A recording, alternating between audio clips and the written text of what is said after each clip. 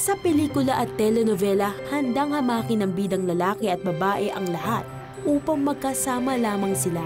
Ganito ang kabanata ng buhay na nasilayan ng sundalong si Abner at doktor na si Aida. Yung expectation kasi ng parents niya is dapat angat kami sa buhay. So parang naging challenge sa akin yun na bakit hindi ko nga subukan dito sa casino. Baka maging instant millionaire ako dito. Plus the fact na yun ang pinakalugar na magandang mag-unwind dahil galing ka sa flight mo. I started betting small, 5, 10, 20, tapos nanalo ng 5,000. Minsan tatama ng 200,000. Natatalo din that day kasi gusto pang mas malaki. Gusto kong iuwi yung casino dahil yung buong casino. Most of the time, pag umuwi ako, 5 pesos na lang yung laman ng bulsa ko. Hindi ko alam kung ano niya. Talagang wala akong idea. Talagang lumabas na may mga naniningil ng mga utang. May nag-file na ng kaso sa akin. Nakarating na yung complaint sa aking mga commanders. Okay yung trabaho ko, pero sa life ko, sirang-sira na. Para akong puno na nag-corrode na yung loob. Inanay na. So sa dami ng complaints, from the field, nilagay ako sa Manila, sa operations, which parang siguro para maobserbahan. There are people also na, ba't ka ba nagtsatsaga dyan? Kung titingnan mo yung family code, may rason ka na para hiwalayan mo ang asawa mo. Ang naging batayan ko yon, ano ang sinasabi ng Bible sa relationship na ganito? Wala namang sinabi ang Bible na pwede kang maghiwalay dahil ng naghihirap ka lang eh. What made me go on sa relationship na yon ay unang-una, I am convinced na siya ang pinili ng Panginoon para sa akin. Nakikita kong nahihirapan si Mami. Mahirap, so kailangan natin magtulungan at mag-pray lagi na sana bumuti ang kalagayan namin. Ang sabi sa akin sa casino, nakaban na ako eh. Nag-attend ako ng service minsan, tapos parang pinagpipray bawat member. Right there, na-feel ko na dapat bumalik na ako. Kasi at that time, walang-wala na eh. My family was umuwi na sa Lipa, kinuha na ng kanyang pamilya dahil parang napapahiya na sa akin. Tapos ang salary ko na lang at that time was 1,000 pesos a month. Yun yung time na sabi ko, walang-wala na ako dito. Balik na ako sa Diyos. So, tinanggal ko yung sarili ko sa gitna. Yung Diyos nang take over my life. Nang isuko ni Abner ang lahat ng pasanin sa Panginoong Hesus, inayos ng Diyos ang mga gusot sa kanyang buhay. Naakwit siya sa kasong sinampa laban sa kanya at nakapagretiro sa Air Force. Agad namang ipinagaloob sa kanya ng Panginoon ang trabahong nagpala sa kanyang pamilya. Hanggang sa kasalukuyan, piloto si Abner sa isang kumpanya na nakabase sa ibang bansa. In 3 years' time, nakapag-ipon, nakapagpagawa kami ng bahay, nakabili kami ng sasakyan. Yung mga anak namin is naipadala namin sa mga choice schools and more. Marami na kaming na-acquire na assets. Maraming blessings. Sobra-sobra pa doon sa ini-expect ko. July 10, 2010, ipinagdiwang na mag-asawa ang ika-25 anibersaryo ng kanilang pagsasama. I promise na gawin natin yung video on before that. To be your loving and faithful wife, and want, Joy, and sorrow, sickness, and health, as long as you wish. Tinuturo din sa amin na magtiwala lang sa Diyos at God will provide sa ating buhay. Matindi man ang hinarap ng mag-asawa, napagtagumpayan nila ito hindi lamang dahil sa tunay na pag-ibig, ngunit lalo't higit dahil sa pagsuko at pagtitiwala nila sa Panginoong Hesus. Ang nakita ko lang is to hold on to Him, trust in Him. He will take care of the rest. kahit ngayon, hindi ko ma-imagine kung paano kami nakaalis noon, paano kami nakasurvive. Napakabuti ng Panginoon. Talagang pinakita niya na siya na aming pinaglilingkuran at pinaniniwalaan ay isang napakabait. Kasi God is so gracious to us. Wow, kitang-kita mo naman ang katapatan ng Panginoon na kahit anong season ang inyong dinadaanan, 'di ba? Nariyan siya para ayusin yung sitwasyon ninyo basta't lumapit ka lang sa Kanya. Saka, alam mo, nakikita ko na yung buhay mag-asawa, pag talagang wala si Lord pag hindi nag-factor in si Lord bilang sentro ng inyong pag-aasawa, talagang wala kayong magagawa. Kasi, yung katulad niyan, pumasok na yung bisyo, yung mga ganun. Mahirap nang kontrolin yun eh. So doon pumapasok, katulad nun, yung sinabi ni Aida, no? Na kailangan mag-stick ako sa kanya. Kasi itong marriage na to, tinitingnan ito ni Lord eh. No? So, ibig sabihin, doon natitest yung commitment natin sa Word of God. Yes, correct. Alam mo, nakita ko dito kasi, di ba maraming relationships na nag-uumpisa naman ng tama. Kumbaga, sabi nga nila, pinagdasal nila ang isa't isa, di ba? Kaya lang, talagang ang buhay, maraming pagsubok. Di ba? And ang magandang ginawa ni Aida is ang naging counsel niya, hindi yung mga sinasabi ng mga kaibigan niya, hindi yung nakikita niya sa mundo, di ba? Ang naging counsel niya, yun nga, yung salita ng Diyos. Alam mo, yun sa sinasabi mo na yan, dapat talaga panghawakan mo ang salita ng Diyos. Maaring kayo rin, meron kayong dinadaanan ngayon at akala nyo, wala na kayong pag-asa o kaya naman hindi nyo matatakbuhan ng Panginoon. You know, He's just waiting. He's just waiting to embrace everything and to give you another chance again in a new life. Tayo ay lumapit sa Kanya ngayon. O Diyos Ama, maraming salamat at nauunawaan mo kung saan kami nanggagaling. Lord, humihingi kami ng tawad dahil hindi buo ang pagsuko namin sa iyo. Meron kaming mga areas ng aming buhay na gusto namin kami pa rin ang naghahari. Patawarin niyo po kami, Panginoon. Lumalapit kami sa iyo ngayon at inaamin namin na kami ay makasalanan. At maraming salamat, binigay niyo ang inyong anak na si Jesus para pagbayaran ang mga kasalanang ito sa krus. Maraming salamat, O Diyos. At kami ay iyong tinubos. Maraming salamat. Ngayon, Lord, ikaw na ang maging hari ng aking buhay. Buong-buo ko nang isinusuko sa iyo, Panginoon. At nananalig ako, Lord, na kayo na ang magbabago sa akin. Lord, kayo na ang aking tagapagligtas at Panginoon mula ngayon. Ito ay aking dalangin sa ngalan ng inyong anak na si Jesus. Amen. Taos-puso ka bang sumabay sa aming panalangin? Tinanggap mo ba si Jesus bilang iyong Diyos at sariling tagapagligtas ng iyong buhay? If yes, that's the great start of walking and living with Christ. Balitaan niyo naman kami, kapatid, sa inyong pinakamahalagang naging desisyon. Please text yes space the 700 Club Asia at ipadala yan sa aming smart number 0949-888-8001. Globe 0917-406-5001. At Sun number 0925-300-3000. Ang pangalan mo ngayon ay nakasulat na sa aklat ng buhay. Please text us on your new and eternal decision. Our texting instructions are on your screen.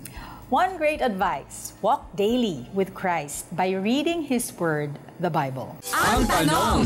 Ang pagiging mabait po ba sa kapwa ay sapat na para ang isang tao ay maligtas? Ang sabi ng Bible! Well, yung pagiging mabait, hindi naman natin sasabing masama. Mabait nga eh. Mabuti. Kaya lang, ang kategorya ng Diyos ay banal. Yung mabait, mabuti ay iba sa banal. Dalisay yun eh. So, pwede akong gumawa ng bagay na mabuti. Pwede akong maging mabait, tutulong ako sa aking kapwa. Wala namang masama doon, mabuti nga eh. Kaya lang, ang tanong din, sa kabuuan ba ng pagkatao ko, mabait at mabuti ako? Hindi rin naman. Meron din ako nagagawang hindi mabuti. At may mga times na hindi rin ako mabait. Pero kahit na mabait, mabuti ako, ang pamantayan ng langit ay kabanalan. Ang Diyos na nananahan doon ay banal. Ang dakong yun ay banal. Kung hindi ako banal, pang bata na nga lang yun, hindi bagay. Diba? Hindi babagay. So, kinakailangan banalin ako. Hindi ko kayang banalin sarili ko. Ang pwede magpabanal sa akin ay walang iba kundi ang Panginoon. Kaya yung ugnayan sa Kanya, yung relasyon sa Kanya ay napakahalaga. Dahil pag binanal niya ako, mababagay ako doon. Pwede akong dalhin doon ng Panginoon sa tahanan niya. Ang sabi ng Bible.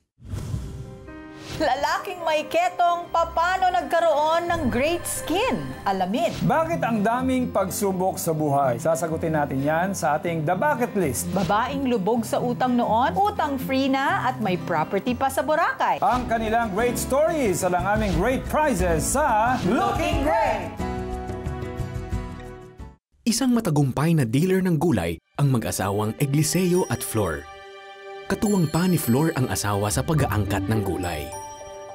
Pwede kaming mamasyal na nakakabili kami ng gusto namin. May gusto silang mga bagay na gusto nila para sa pangatawan nila, pangangailangan nila, nabibili namin. Ngunit nang lumaon, unti-unting humina ang negosyo at nabaon sila sa utang. Maski rin po ako nagulat bakit unti-unti talagang unti-unti bumaksa kami. Maski ako hindi ko rin malaman. Medyo napabayaan po yung hanap buhay. Dahil napabayaan ng mister ko dahil medyo na sa bisyo. Dagdag pasakit pa kay Flor ang pag-aaral ng mga anak. Para maisalba ang negosyo, kumapit na rin siya sa pautangan. Nahirapan ako noon. Sabi nga po parang pinagbaksahan ka ng langit at lupa.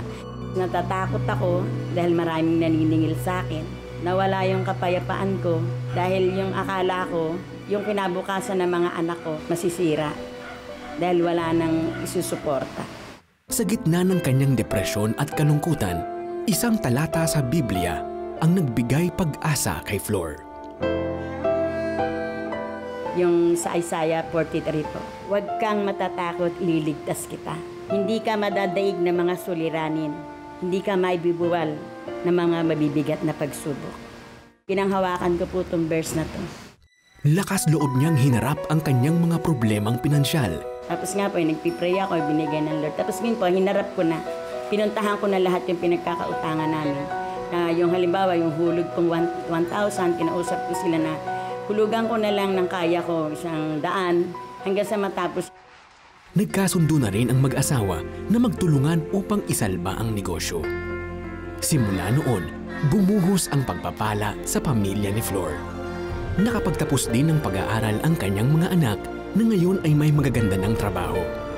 Ngayon ay mas lumago na ang kanilang negosyo. Bukod sa nakabili na sila ng sariling truck, ay nakabili rin sila ng isang bahay bakasyunan sa Boracay. Sa paglaban mo po doon sa mga pagsubok na yon, ibigyan ka po ng katagumpayan ng Panginoon. At yung mga nawala sa iyo, kung patuloy ka magtitiwala sa Panginoon, higit ba, doble-doble pang ibabalik sa inyo ng Panginoon. Sa pera, katiwala lang po tayo ng Panginoon. Importante po ang pera. Kaya lang hindi po yun ang basihan ng kaligayahan, hindi po yun ang basihan ng kasiguraduhan. Dahil sa Diyos makikita talaga yung kaligayahan. Sumabay ba kayo kanina sa pagdarasal at tinanggap si Jesus bilang iyong Diyos at tagapagligtas? Ibahagi nyo naman sa amin. Please text yes, space the 700 Club Asia at ipadala yan sa aming smart number 0949-888-8001 at Globe 0917-406-5001 at Sun number 0925-300-3000. It's Tuesday! Just choose A, B o C para manalo ng aming papremyo. Kaninong tanong ang aming sasagutin sa The Bucket List? Is it A, May? B, Mila? O C, Michelle? Only the 10th and 20th callers and texters na may tamang sagot ang mananalo ng aming papremyo. Kaya itawag ng inyong sagot sa 7370700. O i-text sa aming smart number 0949-888-8001. Globe 0917-406-5001. At sa number 0925-300-3000. Kaya sali na! At para makasiguro sa inyong sagot, abangan mamaya ang aming The Bucket List portion. Congratulations! Kayo ang mga nanalo sa aming Tuesday promo last week. Sa mga hindi pa nanalo, don't worry, keep on joining. Baka sa susunod na Tuesday, kayo naman ang mananalo. Talagang napakahirap at hinihingi ko na ang kamatayan. Lalaking may ketong, paano nagkaroon ng great skin? Alamin. Bakit ang daming pagsubok sa buhay? Sasagutin natin yan sa ating The Bucket List. Ang kanilang great stories sa lang aming great prizes sa Looking Great! My favorite Bible verse as of the moment would be from Job chapter 42, verse 12. I would say it over and over and tell myself that God would really bless my latter days more than my beginning. Abangan ang aming live special telethon, Love the Word, Live the Word. Mula July 17 to 21, 12 midnight sa The 700 Club Asia, GMA.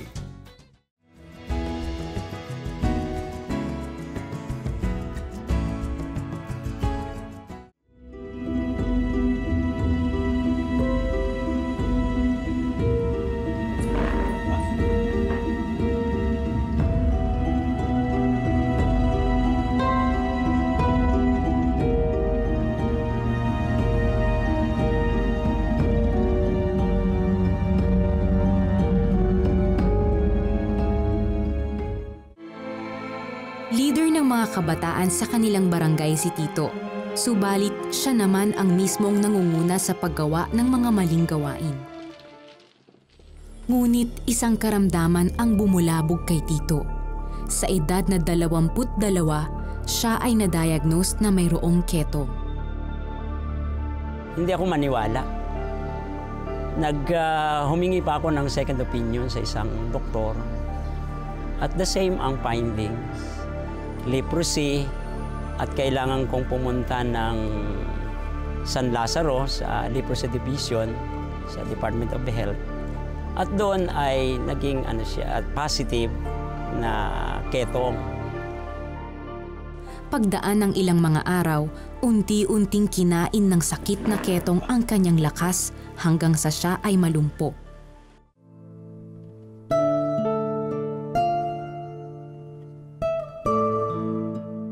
Ito ay lumiit ang paa ko. Wala talagang lakas.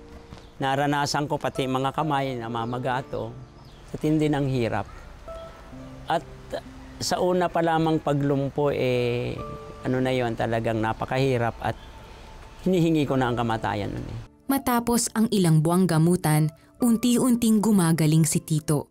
Subalit sa halip na magbagong buhay, muli siyang bumalik sa uri ng buhay niya noon at muling nalulong sa bisyo. Taong 1987 nang siya ay naimbitahan sa isang Kristiyanong pagtitipon sa kanilang bayan. Dito na niya nasumpungan ang Panginoon.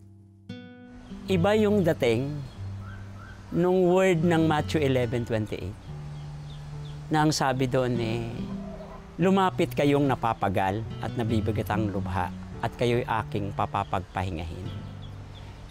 Tanim sa aking puso dahil yung hirap na naranasan ko, wala na akong ibang talaga kundi ang lumapit sa Panginoon. Nasumpungan ko na lang ang sarili ko na nataas ang kamay at tinatanggap si Jesus bilang Panginoon at tagapagligtas ng aking buhay. Kasabay ng tuloy-tuloy na gamutan at ng kanyang pananampalataya sa Panginoon, gumawa ang Diyos ng himala sa kanyang buhay. Ang healing ko ay sa pamamagitan din ng mga gamot na ginamit ng Diyos. At ang healing din ay sa pamamagitan din ng, ako'y naniniwala na kaparaanan yun ng Diyos. Yung ako ay madeclare na free doon 1995 January. Sa ngayon ay patuloy na ginagamit ng Panginoon si Tito bilang tagapangaral ng magandang balita ng kaligtasan at kagalingang sa Diyos nagmumula. Yung bagay na, kung bagay biyaya, yung tsansa na maglingkod sa Hari ng mga hari, sa Diyos ng mga Diyos, ay isang karangalan talaga na masasabi ko. At yan yung pwede kong ipamana sa aking mga anak. Praise God. Alam mo, Delici, talagang walang imposible kay Lord At saka, yung healing ay pwedeng gamitin ng Panginoon yung mga medisina. But if you have the faith, pwede kang makatanggap ng miracle healing katulad nung nangyari kay Tito Ragot. Yes, that's right. Talagang and the healing here, Alex, is not only physical. Diba? Meron ding ginagawa ang Panginoon sa ating puso habang dumadaan tayo sa mga ganyang sitwasyon. And He's just and it's something beautiful. Something talagang, yung character mo ba, diba, Alex? Naniniwala ako, yun doon sa sinabi mo, yung spiritual, tsaka yung physical. Naniniwala ako na inuuna ni God yung pagpapagaling sa ating spiritual, and then the physical follows. Kasi tayo po'y nakahiwalay sa Panginoon, at dahil sa kasalanan, merong namamagitan sa atin. Kung magbabalik loob tayo at tatanggapin ng Panginoon bilang Panginoon na tagapagligtas at dakilang manggagamot. By faith yan naalala mo yung babae with the issue of blood for 12 years. Halos naghihirap na siya. Inabot lang niya. Sabi niya, mahawakan ko lang ang kanyang laylayan. Yun ang naging naging pamantayan of great faith. Sa lahat binabanggit doon. At yung mga sumunod na mga verses at yung mga taong lumapit sa Panginoon, pinagaling niya, maging yung humawak sa kanyang laylayan. So naging prominente yun sa Bible. Amen. So ini-expect ni God na pag lumapit tayo sa Kanya, meron tayong pananampalataya. Manalangin po tayo. Amang Banal, marami pong salamat sapagkat sa sandaling ito, marami po Panginoon ang mga tumatawag sa inyo, nananalangin ang may buong pananampalataya. Salamat po, Panginoon, sapagkat Ikaw ang dakilang manggagamot. At ang amin pong mga karamdaman, tinangay mo na sa krus ng Kalbaryo. Pinagbayaran mo ng iyong sariling dugo na nabubo sa krus. Lord, even right now, dinadalangin namin ang mga taong merong malubhang karamdaman. Yes, Lord. Lord, yung mga taong binigyan ng taning ng doktor, even yung mga may cancer, merong tumor sa utak right now, in the name of Jesus, I declare complete healing and restoration sa iyo, kapatid. Ikaw na merong tumor sa utak. Ikaw na merong tumor sa iyong likuran. You are now being healed. Merong may cancer sa baga. In the name of Jesus, you are now healed by the Lord. At meron akong nakikita na meron siyang malignant growth sa paa, sa kanyang sa heel. You are now being healed by the Lord. Thank you, Lord. Merong may bukol sa lalamunan. The Lord is melting it right now. Receive your healing in the name of Jesus. Merong scheduled for kidney transplant. The Lord is touching your kidneys, restoring them, making them new. Receive that in the name of Jesus. Merong din may diabetes. You are struggling with complications of diabetes. The Lord is giving you healing right now. Receive it in the name of Jesus. Thank you, Lord. Thank you, Jesus. Kapatid, meron kang mabigat na problema, nadidepress ka, at pumapasok sa isip mo na ikaw ay magpapatiwakal, huwag mong gawin yan. Hindi yan kalooban ni God. May planong maganda sa iyo si Lord. Right now, stop from that idea at lumapit ka sa Panginoon, and you will see that the Lord will transform you. The Lord will be your strong tower. In Jesus' name, amen. I declare that no weapon formed against you shall prosper, and be healed of whatever sickness you have, and I declare a breakthrough in your life in Jesus' name. Amen. My favorite verse comes from Ephesians 3:20, and it says, "To him who is able to do immeasurably more than we can ask for or imagine." It challenges me to believe God for greater things. Abangan ang aming live special telethon, Love the Word, Live the Word, mula July 17 to 21, 12 midnight sa The 700 Club Asia, GMA. Congratulations! Kayo ang mga nanalo sa aming Tuesday promo last week. Sa mga hindi pa nanalo, don't worry, keep on joining. Baka sa susunod na Tuesday, kayo naman ang mananalo. Bakit ang daming pagsubok sa buhay? Sasagutin natin yan sa ating The Bucket List. Ang kanilang great stories at ang aming great prizes sa Looking Great!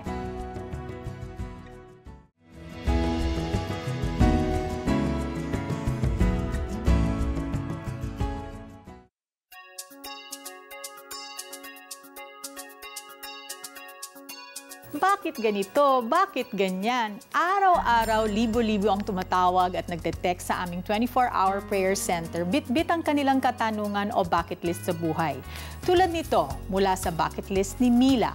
Bakit ang daming pagsubok sa buhay? Sabi nga nila minsan, kagagaling mo lang sa isang problema, papunta ka na sa isa pang problema. Paano kasi, sabi ng Panginoon, na dito daw sa mundo, marami talaga tayong pagsubok. Pero sabi niya, huwag kang mag-alala. Take heart, sabi niya. Napagtagumpayan ko na. No, I have overcome. So, meron po tayong kasama para harapin ang lahat ng mga problemang ito. And you are never alone and you are never without the strength to go through it. Minsan, nagkakaroon tayo ng mga problema. Sabi nga nila, trials reveal to you who you really are. Diba? Nakikilala mo yung sarili mo habang dumadaan ka sa isang mahirap na bagay. No? And yun ang pagkakataon mo para lalong makilala ang sarili mo at lalo mong malaman kung paano ka pa pwedeng mag-improve as a person. So, trials are character building. Sabi nga nila, ABC ng mga matatanda.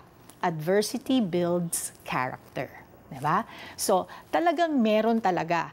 Maya't maya, magkakaroon tayo ng problema. And it is also actually a blessing kasi dahil sa mga problema, lumalapit tayo sa Panginoon.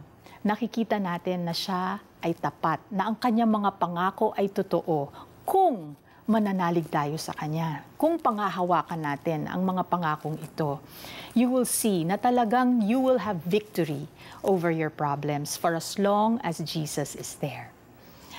Kung mahaba rin ang inyong bucket list o katanungan sa buhay tulad ni Mila, pwede kayong tumawag sa aming prayer center. Ang aming hotlines ay nasa inyong TV screen. Pwede rin kayong mag-text. Ang aming smart number 0949-888-8001, Globe 0917-406-5001, at Sun number 0925-300-3000. O mag-shout out sa aming Facebook wall, The 700 Club Asia. Baka sa susunod naming bucket list, ang tanong nyo naman ang aming bibigyang kasagutan. It's Tuesday! Just choose A, B, o C para manalo ng aming papremyo. Kaninong tanong ang aming sasagutin sa The Bucket List? Is it A, May? B, Mila? O C, Michelle? Only the 10th and 20th callers and texters na may tamang sagot ang mananalo ng aming papremyo. Kaya itawag ng inyong sagot sa 7370700. O i-text sa aming smart number 0949-888-8001. Globe 0917-406-5001. At sa number 0925-300-3000. Kaya sali na! In life, it is great to do good works.